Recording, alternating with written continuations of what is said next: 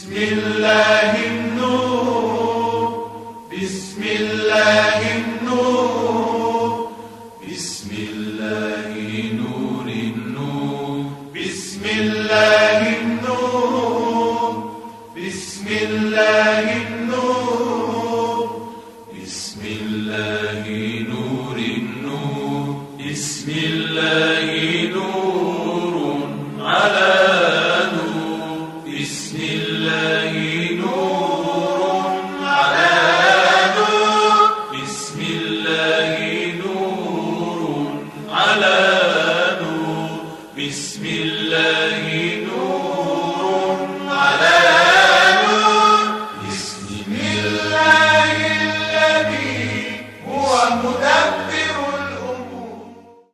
اعوذ باللہ من الشیطان الرجیم. بسم اللہ الرحمن الرحیم. الحمد للہ والصلاة والسلام علی اہلہا. الحمد للہ الذی جعلنا من المتمسکین بالقرآن الکریم وبولایت امیر المومنین وائمۃ المعصومین علیہم السلام. تمام تر تعریفیں خدائے وحدہ لا شریک کے لیے. درود اور سلام محمد اور اہل بیت محمد علیہ الصلوۃ والسلام کی ذوات مقدسہ پر. حمد ہے اس خدا کی کہ جس نے ہمیں اور آپ کو قرآن کریم، ولایت امیر المومنین اور دیگر ائمہ علیہم السلام کی ولایت سے متمسک کیا. امام علی علیہ الصلوۃ والسلام مظلوم تاریخ ہیں. اس عنوان سے آج کی یہ مختصر سی نشست آپ کی سیرت کے چیدہ چیدہ نکات بیان کری. امیر المومنین علیہ الصلوۃ والسلام کی ذات والا صفات میں کہیں سے بھی کوئی ضعف نہیں پایا جاتا. تاریخ میں بہت کم شخصیات ایسی ملیں گی کہ جس کے اندر کوئی صفت بدرجہ کمال پوشیدہ ہو. اور یہ تو بہت ناممکنات میں ہے کہ کوئی ایسی شخصیت ہمیں نظر آئے کہ جس کے اندر ایک سے زیادہ صفات اپنے کمال پر موجود ہوں. اور یہ تو اس سے بھی زیادہ ناممکنات میں ہوتا ہے کہ کسی ایک شخصیت میں دو متضاد صفات جمع ہو جائیں فقط. یعنی ایک ہی وقت میں ایک شخص نرم مزاج، نرم دل بھی ہو، اور اسی وقت دوسری طرف شجاعت بھی ہو کہ جہاں پر تلوار چلانا ہے اس اعتبار سے شجاعت، جہاں پر قتال کرنا ہے. مولا علی علیہ الصلوۃ والسلام کی ذات ایسی ذات ہے کہ جس کے اندر نہ صرف یہ کہ دو متضاد صفات جمع ہو جاتی ہیں بلکہ کئی متضاد صفات آپس میں جو ضد رکھتی ہیں آپ کی ذات میں نہ صرف یہ کہ جمع ہو جاتی ہیں بلکہ ہر صفت اپنے کمال پر نظر آتی ہے. اس عنوان سے آپ کی زندگی پر بات کرنا بہت ہی زیادہ دشوار ہے. چنانچہ آپ کی سیرت میں، آپ کی ذات میں پائی جانے والی کوئی بھی صفت میں، کسی بھی صفت میں کسی قسم کا ذوف نہیں پایا جاتا، مگر پھر بھی اس کے باوجود آپ تاریخ کے مظلوم ترین انسان. آپ کی زندگی کے ہر پہلو میں مظلومیت نمایاں. نوجوانی کے دوران مظلوم ہیں، جوانی میں پیغمبر کی وفات صلی اللہ علیہ وآلہ وسلم کی وفات کے بعد مظلوم ہیں، بڑھاپے میں مظلوم ہیں، شہادت کے بعد بھی برسہ برس تک ممبروں سے آپ کو برا بلا کہا جاتا رہا، جھوٹی تہمتیں لگائی گئیں، آپ کی شہادت بھی مظلومانہ ہے. تمام آثار اسلامی دو ذوات مقدسات ایسی ہیں کہ جن کو سار اللہ سے تعبیر کیا گیا. عربی میں اس وقت لفظ سار استعمال ہوتا ہے جب کسی خاندان کا کوئی فرد ظلم و ستم کی وجہ سے قتل کر دیا جائے.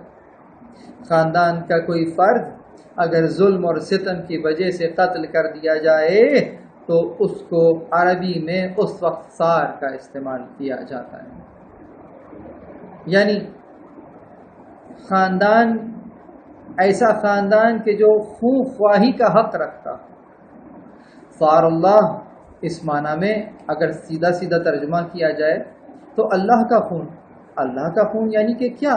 پروردگار تو جسم و جسمانیت نہیں رکھتا، صار اللہ یعنی ایسا خون کہ جس کا بدلہ خدا اپنے اوپر عقلاً واجب قرار دے رہا ہے، ایسا خون کہ جس کا بدلہ خود خدائے لا یزال و لم یزل اپنی قدرت کاملہ سے لے گا۔ تاریخ میں دو ہستیاں جو کہ مولا حسین علیہ السلام کی ہستی ہے یا ان کے بابا علی مرتضیٰ علیہ السلام کی ہستی ہے کہ جسے پروردگار عالم اس انداز سے صار کا لقب عنایت کر رہا ہے۔ زیارت میں ہم یہی پڑھتے ہیں نا، السلام علیک یا صار اللہ وابن صارہ، سلام ہو آپ پر اے صار اللہ، اے اللہ کا خون، اور وابن صارہ، اور آپ کے بابا بھی وہی کہ جن کا قتل کا بدلہ، جن کا خون کا بدلہ خدا کے اوپر لازم ہے۔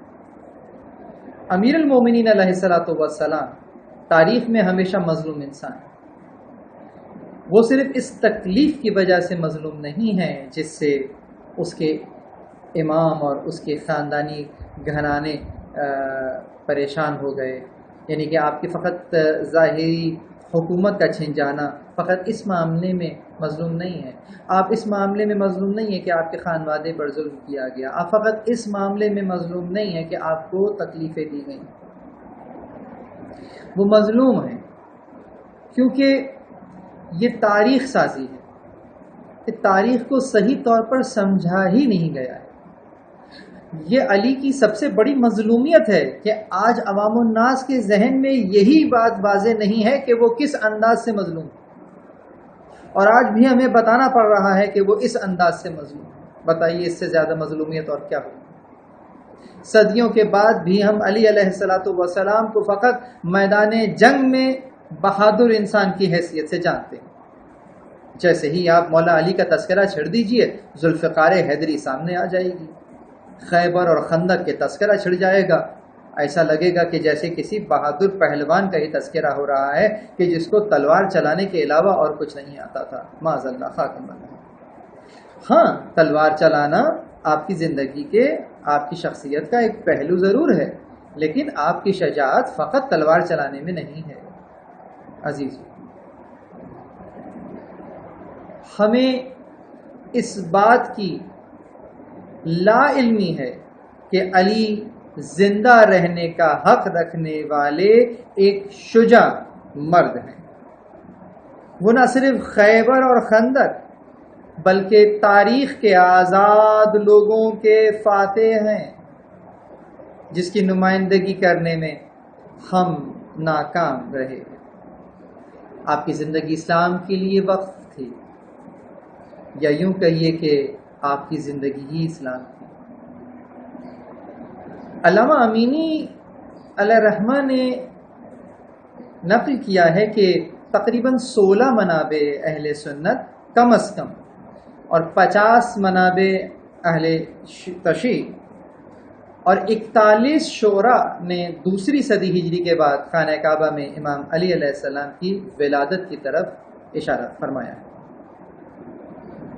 حضرت صلی اللہ علیہ وآلہ وسلم پر ایمان لانے کا تذکرہ کے حوالے سے اگر بات کی جائے تو سب سے پہلی شخصیت کہ جو آپ پر ایمان لائی وہ مولا علی علیہ السلام کی ہی شخصیت ہے۔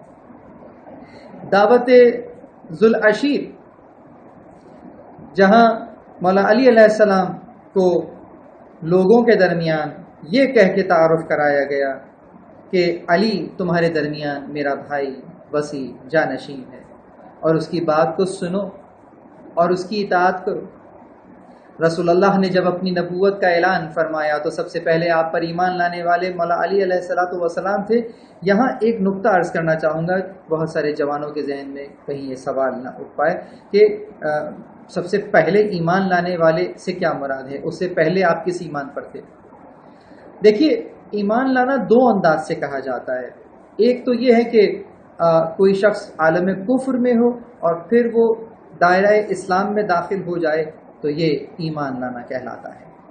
ایمان لانا دوسرے انداز سے یوں بھی کہلاتا ہے کہ جہاں کوئی شخص کسی ایک نبی کی امامت میں ہو اور پھر دوسرے نبی کی نبوت میں، یا ایک نبی کی نبوت میں ہو، اس کی شریعت میں ہو، اور پھر کسی دوسرے نبی کی شریعت کو اخذ کر لے، تو ایک شریعت کو چھوڑ کر دوسری شریعت کی طرف سبقت کرنا یہ بھی ایمان لانا ہی کہلائے گا۔ تو گویا مولا علی علیہ الصلوۃ والسلام اور آپ کا خانوادہ، یعنی کہ بی بی خدیجہ سلام اللہ علیہا، حضرت ابو طالب علیہ الصلوۃ والسلام، رسول اللہ کے اجداد جو اس وقت موجود تھے اعلان نبوت کے وقت، وہ تمام کے تمام دین ابراہیمی پر موجود تھے، اور حضرت ابراہیم کی شریعت سے اب رسول اللہ کی شریعت کے اتباع کے لیے انہوں نے اپنے آپ کو پیش کیا۔ تو یہ ایمان لانے کے اعتبار سے بات کی جائے گی۔ تو چنانچہ آپ نے مولا علی علیہ الصلوۃ والسلام کو اپنا بھائی، اپنا جانشین اور اپنا وزیر کہہ کر متعارف کرایا۔ شب ہجرت آپ ان کے بستر پر سو گئے، ان کی جان بچائی اور ان کے دشمنوں کو پراگندہ کر دیا۔ اسی طرح حضور نے جہاں مخفیانہ طریقے سے مدینہ سے ہجرت فرمائی تھی، تو مدینہ میں جب مسلمانوں کے درمیان عقد اخوت قائم ہوا تو رسول اللہ نے مولا علی ہی تھے کہ جن کو اپنا بھائی قرار دیا۔ شیعہ اور سنی مفسرین کے مطابق قرآن مجید کی تقریباً 300 آیات کریمہ ہیں، دیگر منابع میں اس سے بھی زیادہ کا بیان موجود ہے کہ جو کہ فقط اور فقط آپ کی شان میں نازل ہوئی ہیں۔ جنگوں کا تذکرہ کریں تو صرف جنگ تبوک ہے کہ جس میں آپ شامل نہیں ہیں، اس لیے کہ آپ نے رسول اللہ نے آپ کو اپنا جانشین قرار دیا تھا مدینہ میں، اور جنگ تبوک میں آپ کو ساتھ نہیں لے کے گئے، لیکن وہ ایک مشہور جملہ یا علی انت منی بمنزلۃ ہارون من موسیٰ الا انہ لا نبی بعدی، یہ اسی وقت ارشاد فرمایا۔ گویا منیت کی سند دے کر غزوہ تبوک میں آپ چلے گئے اور رسول اللہ کے یہ بھائی اور خلیفہ اور جانشین لوگوں کی جانشین کی حیثیت سے لوگوں کے درمیان رہے۔ خندق میں عمر بن عبدود کا قتل کر کے جنگ کا خاتمہ کر دیا۔ جنگ خیبر میں قلعے کا دروازہ اکھاڑ دیا، قلعے کو فتح کر لیا۔ رسول اللہ نے آخری حج سے واپسی کے درمیان جب آیہ بلغ نازل ہوئی ہے، یا ایھا الرسول بلغ ما انزل علیک، اے رسول وہ پہنچا دیجئے کہ جو آپ پر پہنچا دیا گیا تھا، فإن لم تفعل، اگر آپ نے ایسا نہیں کیا تو آپ نے کار رسالت انجام نہیں دیا۔ بس آپ نے لوگوں کو اکٹھا کیا، مولا علی کا ہاتھ بلند کیا اور سب لوگوں سے یہی عہد دیا کہ من کنت مولا ہوں فہذا علی مولا، جس کا میں مولا ہوں یہ علی بھی اس کے مولا ہے۔ عزیزان گرامی، میں نے بہت ہی تیزی کے ساتھ تاریخ کو سمیٹ کر آپ کے سامنے رکھ دیا ہے، لیکن جہاں ہزاروں لوگوں نے بخن کہہ کر، جہاں پر ہزاروں لوگوں نے علی علیہ الصلوۃ والسلام کو ان کی جانشینی اور خلافت کی مبارکباد دی، جہاں اصحاب پیغمبران نے بخن کہہ کر مبارکباد دی اور علی علیہ الصلوۃ والسلام کو امیر المومنین کہہ کر سلام کیا، کس قدر مظلوم شخصیت ہے یہ کہ رسول اللہ کے پردہ فرما جانے کے بعد یہ شخصیت تاریخ کے صفوں میں گویا دھندلا سی تھی، اور لوگوں نے وہ عہد جو غدیر کے دن باندھا تھا اسے بھلا دیا۔ کس چالاکی سے، کس عیاری سے وہ عہد بھلا دیا گیا کہ جو رسول اللہ نے روز غدیر مسلمانوں سے لیا تھا۔ عزیز، یہ علی کی مظلومیت نہیں تو اور کیا ہے؟ علی علیہ الصلوۃ والسلام خود قرآن کی مثل مظلوم قرار پائے، جس طرح سے پیغمبر اکرم یہ شکوہ کریں گے، یا ربی ان قوم اتخذوا هذا القرآن المحجورا، میری قوم نے اس قرآن کو چھوڑ دیا تھا۔ قرآن کو چھوڑ دینا ہی یہ لازمہ قرار پایا کہ عوام نے اہل بیت علیہم السلام کو بھی چھوڑ دیا. اگر قرآن کی آیتوں پہ غور کیا جاتا تو وہاں ہمیں نظر آتا قرآن کہہ رہا ہے، کیا کہہ رہا ہے؟ قرآن کہہ رہا ہے کہ اطاعت نہ کرنا کس کی؟ اگر کوئی مشرک ہو، اگر کوئی گناہ گار ہو، اگر کوئی اسراف کرنے والا ہو، اگر کوئی بدعنوان ہو، اس کا پس منظر خراب ہو، وہ ناخواندہ ہو، وہ جاہل ہو، وہ ہوس کی تلاش میں ہو، تو اس کی پیروی نہ کرنا. اگر ہم اس آیت کی پیروی کرتے تو ہم علی علیہ السلام سے کبھی دستبردار نہ ہوتے. لہٰذا اہل بیت پر ظلم بھی قرآن کے ترک کرنے کی وجہ سے ہوا ہے. لیکن رسول اللہ کے پردہ فرماتے ہی لوگوں کے دل میں چھپا بغض اور کینہ افعال کی صورت میں باہر آ گیا، اور وہ رہبر جسے پیغمبر اکرم صلی اللہ علیہ وآلہ وسلم نے اللہ کے حکم سے غدیر کے میدان میں جسے مولا بنایا تھا، حق رہبری اس سے چھین لیا گیا. بچپن سے لے کر اس دن تک جس اسلام کی حفاظت اور اس کی تبلیغ میں جو خدمت آپ نے کی، فقط ایک نشست میں بیان کرنا محال ہے. لیکن اسلام اور مسلمانوں پر کیے گئے احسانات کا بدلہ علی علیہ السلام کو گلے میں رسی اور آپ کے دروازے پر آگ کی صورت میں ملا. لیکن عزیزو، علی علیہ السلام نے کبھی بھی اپنی اس مظلومیت کا بیان نہیں کیا. کبھی یہ نہیں کہا کہ میرے دروازے پر آگ آئی، کبھی یہ نہیں کہا کہ میرے گلے پر رسی باندھی گئی. عزیزو، جانتے ہیں علی علیہ السلام نے اپنی مظلومیت کا بیان کن الفاظ میں کیا ہے؟ آپ کی سب سے بڑی مصیبت جس پر آپ نے لب کشائی فرمائی ہے، آپ فرماتے ہیں کہ انزلنی دہر حتی یقال علی و معاویہ، لوگوں نے مجھے اس قدر گرا دیا، زمانے نے مجھے اس قدر ارزاں کر دیا کہ میرا مقابلہ معاویہ سے کرنا شروع کر دیا کہ علی حق پر ہے یا معاویہ حق پر. علی کے مقابلے پہ کسے لے کر آئے؟ یا اللہ ولی شورا، فرماتے تھے کہ میں اور شورا. کیا علی اتنے عام آدمی تھے؟ کیا علی علیہ السلام شورا میں محض ایک ممبر کی حیثیت سے تھے؟ کیا اس شورا میں علی کا کردار فقط ایک ووٹ کی حیثیت سے تھا؟ کیا علی کا ووٹ اور نئے نئے ہونے والے مسلمانوں کا ووٹ برابر تھا؟ ارے علی کے لیے تو یہ کہنا بھی علی کی ذات پر ظلم ہے کہ علی ان لوگوں میں افضل ہے. علی کا مقابلہ ان لوگوں سے نہ کیجیے. علی کا مقابلہ بعد ختمی پیغمبر صلی اللہ علیہ وآلہ وسلم اگر کوئی افضل شخصیت ہے تو وہ مولا علی علیہ السلام ہے. چاہے کسی دور میں کسی شخص سے بھی کمپیریزن کیا جائے، بعد پیغمبر علی علیہ السلام ہی افضل مخلوقات قرار پائیں گے. بس یہ علی کی مظلومیت ہے.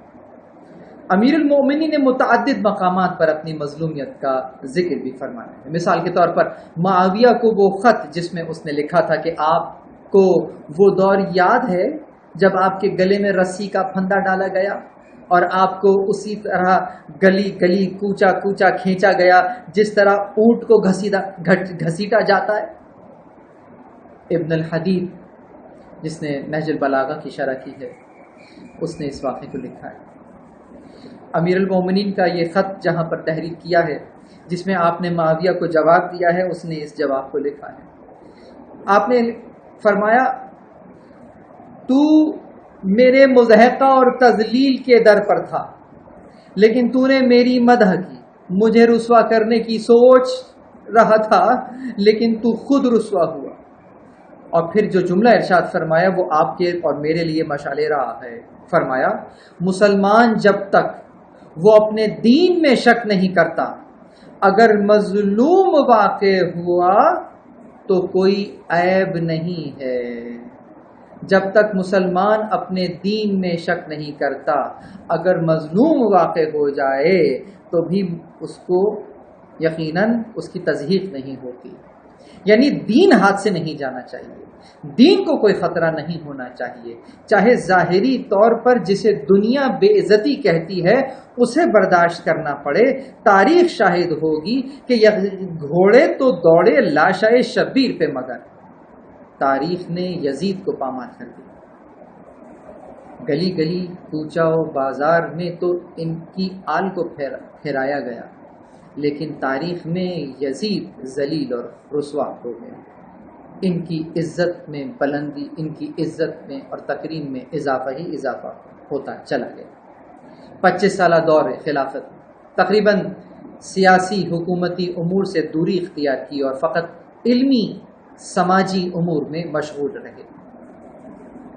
مختلف امور میں خلفاء کو مشورہ دینا، جیسے قضاوت، انفاق، فقراء، تقریباً 1000 غلاموں کو خریدنا، انہیں آزاد کرنا، زراعت اور شجرکاری، کنویں کھودنا، مساجد تعمیر کرنا، اس کے علاوہ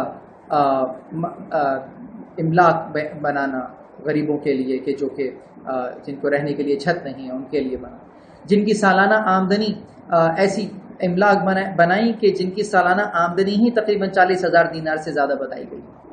اسی طرح سے خلفاء کی آپ سے قضاوت، جیسے مختلف حکومتی امور کے بارے میں مشورہ آپ سے مانگا گیا اور آپ نے انہیں مشورہ دیا۔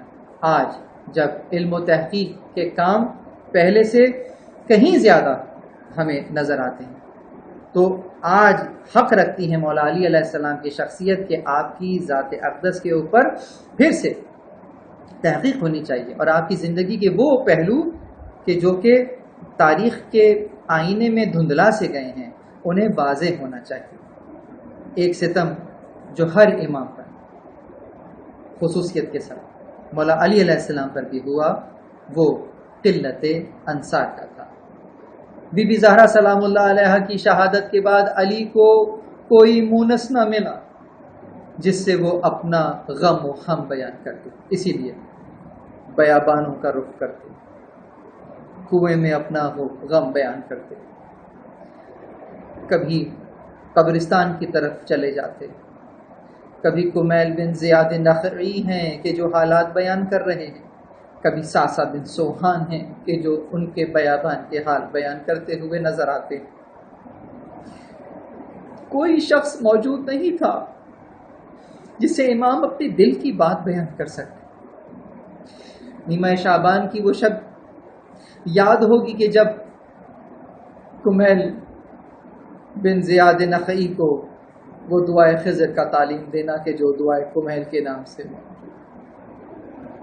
یہی کہا تھا، کمیل اس سینے میں علوم پوشیدہ ہیں، کوئی نہیں ہے جو اس کو بڑھ کر لے۔ علی جتنے علم رکھتے تھے اس کا عشر عشیر بھی کسی نے حق ادا نہیں کیا کہ ان سے سوال کرتا۔ سوال پوچھنے والا اس انداز سے جاہلانہ سوال کرتا ہے کہ یہ بتائیے کہ میرے سر میں کتنے بال ہیں؟ اللہ اکبر! آپ نے کیا خوب جواب دیا کہ یہ بتلا کہ اس جواب کی تصدیق کہاں سے کرے گا، اور پھر مزید فرمایا کہ تیرے سر اور داڑھی کے ہر بال میں ایک شیطان پوشیدہ ہے، اور وہ بچہ جو تیرے گھر میں پرورش پا رہا ہے میرے حسین کا قاتل۔ کوئی آپ بیان کرنا چاہیں تو بیان کر دیں، لیکن جو سوال کرنے والے تھے وہ سوال نہیں کیے گئے۔ علی علیہ الصلوۃ والسلام ہمیں میدان جنگ میں مجاہدین بننے، یتیموں کی پناہ لینے کا طریقہ، حکومتی تدبیر، یہاں تک کہ بچوں کے ساتھ کھیلنے کا سلیقہ بھی ہمیں سکھاتے ہیں۔ ایک واقعہ مجھے یاد آ رہا ہے، آپ کے سامنے کچھ یتیم بچے لائے گئے کہ جن کے بابا غزوات میں اور جنگوں میں شہید ہو چکے تھے۔ بچے افسردہ تھے، مولا علی نے چاہا کہ میں ان کے چہروں پر تبسم لے آؤں۔ آپ نے چاہا کہ میں ان کے چہروں پر تبسم لے آؤں، آپ نے غالباً کوئی ایسا کلمہ کہا لیکن بچوں کے چہروں پہ تبسم نہ آیا۔ اللہ اکبر! آپ نے اپنے دونوں ہاتھوں کو زمین پر ٹیک دیا، بچوں کے آگے بچوں کی طرف آپ نے بکری کی آواز نکالی، بچوں کے چہرے پہ تبسم کے آثار نمایاں ہو گئے۔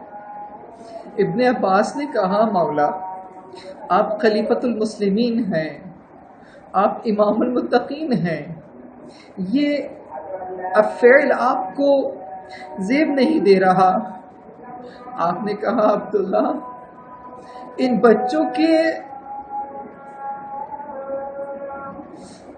بچوں کے ہونٹوں پر جو تبسم آیا ہے یہ دنیا و ما فیہا سے افضل۔ اللہ اکبر۔ یتیم کے ہونٹوں پر ذرا سی مسکراہٹ علی کے نزدیک دنیا و ما فیہا سے افضل۔ چنانچہ وہ ہمیں سکھاتے ہیں کہ خدا کی عظمت اور شان و شوکت پر بھروسہ کرنا۔ دشمنی آپ کی نظر میں بہت توجہ رکھیے گا، ایک اہم بات کہنے جا رہا ہوں۔ آپ مریض سے محبت کرتے تھے، مرض سے دشمنی رکھتے تھے۔ چنانچہ جب آپ دیکھتے تھے تو لوگوں کی جہالت کو دیکھتے تھے، لوگوں کی جہل سے نفرت کرتے تھے، لیکن چاہتے تھے کہ یہ ہدایت پا جائیں۔ چنانچہ کئی مقامات پر ہمیں آپ واعظ اور نصیحت کرتے ہوئے اس انداز سے نظر آتے ہیں۔ علی علیہ الصلوۃ والسلام کی زندگی، وہ لوگ کہ جو اپنے آپ کو علوی کہتے ہیں ان میں علوی معیار نظر آنا چاہیے۔ وہ جو اپنے آپ کو علوی کہہ کر پہچانواتے ہیں ان کے چہروں سے علویت چھلکنی چاہیے۔ کہیں ایسا نہ ہو کہ علی کی وجہ علویت کے بجائے غلویت چھلک رہی ہے۔ تاریخ میں یہ ستم ہوا کہ ممبروں سے مولا علی علیہ السلام کو ایسا پہچانوایا گیا کہ جیسے وہ نہیں تھے۔ ان کی ذات اقدس میں اس انداز سے تحریف کی گئی، ان کے ذات اقدس کے لحاظ سے غلط بیانی کی گئی، اور وہ باتیں کہی گئیں کہ جو وہ خود جو یقیناً ان کی ذات ان باتوں سے بہت بلند تھی۔ بالکل اسی طریقے سے وہ دن ہو یا آج کا دن ہو عزیزو، ممبر سے بہت سارے اہل ممبر بھی مولا علی کی وہ شخصیت بیان نہیں کر رہے کہ جو کہ آپ کی شخصیت ہے۔ یقیناً یہ وہ غلات ہیں، یہ وہ لوگ ہیں کہ جو اپنی اس شخصیت کو بیان کر رہے ہیں جو کہ مولا علی کی وہ شخصیت بیان کر رہے ہیں کہ جو کہ مولا علی علیہ السلام خود اپنے بارے میں وہ باتیں نہیں کہتے۔ ان کا مقصد کیا ہے؟ ان کا مقصد یہ ہے کہ اس قسم کی باتیں کر کے مولا علی علیہ السلام کے ماننے والوں کے اوپر ظلم و ستم کا ایک دروازہ کھول دیں۔ بالکل اسی طریقے سے جس طریقے سے طول تاریخ میں ہم دیکھتے ہیں کہ آپ کے چاہنے والوں کے اوپر ستم کا دروازہ کھول دیا گیا۔ عزیزو، بالکل اسی طریقے سے آج یہ اہل منبر کہ جو کہ غیر ذمہ دارانہ بیانات دیتے ہیں اور مولا علی علیہ السلام کی شان میں غلو کرتے ہیں، وہ یہ بھول جاتے ہیں کہ ان کے ایک بیان سے کئی معصوم مومنین کی جان جا سکتی ہے اور گئی ہے۔ عزیزو، چنانچہ ہمیں بہت احتیاط کی ضرورت ہے۔ دوسری طرف جہاں ایک طرف یہ قتل و غارت گری کا بازار کھول دیتے ہیں، دوسری طرف یہ شیعان حیدر کرار کے اوپر کفر کے فتووں کے لیے بھی دروازہ کھول دیتے ہیں۔ یہ چاہتے ہیں کہ شیعہ نے حیدر کرار کو کفر کے فتووں سے نوازا جائے اور انہیں پاکستان کے قوانین، پاکستان کے آئین میں غیر مسلم قرار دے دیا جائے اور انہیں مین اسٹریم سے کاٹ دیا جائے۔ لیکن ان کے یہ مذموم مقاصد انشاءاللہ تعالی العزیز کبھی کامیاب نہیں ہوں گے۔ مولا علی علیہ السلام کی ذات مسلمانوں کو جوڑنے کے لیے ہے، خدا نخواستہ توڑنے کے لیے نہیں ہے۔ لعن ہو اس شخص پر کہ جو مولا کو ان کی ذات سے مومنین میں نفاق اور مومنین میں اتحاد اور اتفاق کی فضا کو توڑ رہا ہو۔ عزیزان کرام، آج ضرورت اس بات کی ہے کہ مولا علی علیہ السلام کی مظلومیت کو سمجھا جائے اور عوام الناس میں وہ شعور بیدار کیا جائے کہ جس کے سبب جس کے تحت جس کے استعمال سے ائمہ علیہم السلام کی جو حقیقی مظلومیت تھی وہ کھل کر آشکار ہو جائے۔ مولا علی علیہ السلام نے بھی قلت ناصرین کی شکایت کی۔ آج 1441 ہجری ایک اور علی پردہ غیب میں ناصرین کی طرف دیکھ رہا۔ کہاں ہے ناصر؟ کل کا علی بھی یقیناً عدل و انصاف سے زمین کو پر کرنا چاہتا تھا۔ ابھی 4 سال ہی گزرے تھے کہ لوگوں سے عدل برداشت نہ ہوا، اور مورخ نے لکھا کہ انہیں محراب میں ان کی شدت عدل کی وجہ سے قتل کر دیا گیا۔ عزیزوں، حکمرانوں کا تو ظلم سے رعایا پریشان ہوتی ہے۔ تاریخ میں یہ واحد شخصیت ہے کہ جس کے عدل سے لوگ پریشان ہیں۔ یہاں ایک سوال قائم کرنا چاہوں، اور وہ یہ کہ کیا مولا علی کا عدل رسول اللہ کے عدل سے زیادہ تھا؟ ہرگز نہیں۔ 25 سال گزرنے کے بعد عوام کی حالت یہ ہے کہ وہ عدل جو رسول اللہ کا عدل تھا، جب مولا علی علیہ السلام نے وہ عدل امت میں نافذ کیا تو فقط 25 سال کے عرصے میں امت وہ عدل بھلا چکی تھی جو رسول اللہ کا عدل تھا، جبکہ رسول اللہ فرما چکے تھے کہ کفی وکف علی علی العدل سوا، یا فی عدل سوا، کہ میرا ہاتھ اور علی کا ہاتھ عدل میں برابر ہے۔ یقیناً یہ وہی عدل تھا کہ جو رسول اللہ کا عدل تھا اور یہ امت میں نافذ ہو رہا تھا، لیکن 25 سال کے بعد امت اس عدل کو برداشت نہیں کر سکی۔ عزیزو، لمحہ فکریہ ہے، 1441 ہجری ہے، 280 سال گزر چکے ہیں امام زمان کی غیبت کو۔ 280 سال کے 1180 سال گزر چکے ہیں، معذرت 1180 سال گزر چکے ہیں امام کی غیبت۔ اس عرصے میں جب 25 سال کا عرصہ برداشت نہ ہوا اور شدت عدل کہہ کر امام علی علیہ السلام کو قتل کر دیا گیا، تو 1180 سال کے بعد جب مولا علی علیہ السلام کا عدل نافذ ہوگا، کہ جو کہ عدل علوی نہیں ہے، عدل مصطفوی ہے، تو وہ کس طرح سے برداشت ہو سکے گا؟ کہیں ایسا تو نہیں کہ شدت عدل کا نعرہ دوبارہ سے لگ جائے؟ ضرورت اس بات کی ہے کہ آج اپنے نفس پر اس عدل کو نافذ کیا جائے جو رسول اللہ کا عدل تھا، اس عدل کو نافذ کیا جائے جو 4 سال کی مدت میں مولا علی علیہ السلام نے نافذ کر دیا تھا، اور اس عدل کو نافذ کر لیا جائے اپنی ذات پر کہ جو حضرت بقیت اللہ العظم ظہور فرما کر اس زمین پر نافذ کریں گے۔ تو آج اپنی ذات پر یہ عدل میں اپنے ہاتھ سے نافذ کروں گا، تاکہ کل میں بقیت اللہ العظم حضرت حجت زمان علیہ السلام سے کہہ سکوں کہ یا امام زمان، میں اپنے اوپر عدل نافذ کر چکا ہوں، چاہتا ہوں کہ آپ کے ہمراہ زمین پر بھی عدل نافذ کر دوں۔ پروردگار عالم سے دعا ہے کہ ہمیں مولا علی علیہ السلام کی تعلیمات کو سننے اور سمجھنے کی توفیق عنایت فرمائے، ان کی مظلومیت کو سمجھنے کی توفیق عنایت فرمائے، اور امام زمانہ کی نصرت کے ذریعے سے امام علی علیہ السلام کی مظلومیت، کہ جو ان کی مظلومیت تھی کہ ان کے ناصر اویلیبل نہیں تھے، ان کو ناصر میسر نہیں تھے، ان کی مظلومیت کو سمجھنے کا عملی حق یہ ادا ہو کہ اس وقت حجت زمان کی نصرت کی جائے اور ان کے ظہور کے لیے زمینہ سازی کی جائے۔ وآخر دعوانا ان الحمدللہ رب العالمین، والسلام علیکم ورحمۃ اللہ وبرکاتہ۔ بسم اللہ النور، بسم اللہ النور۔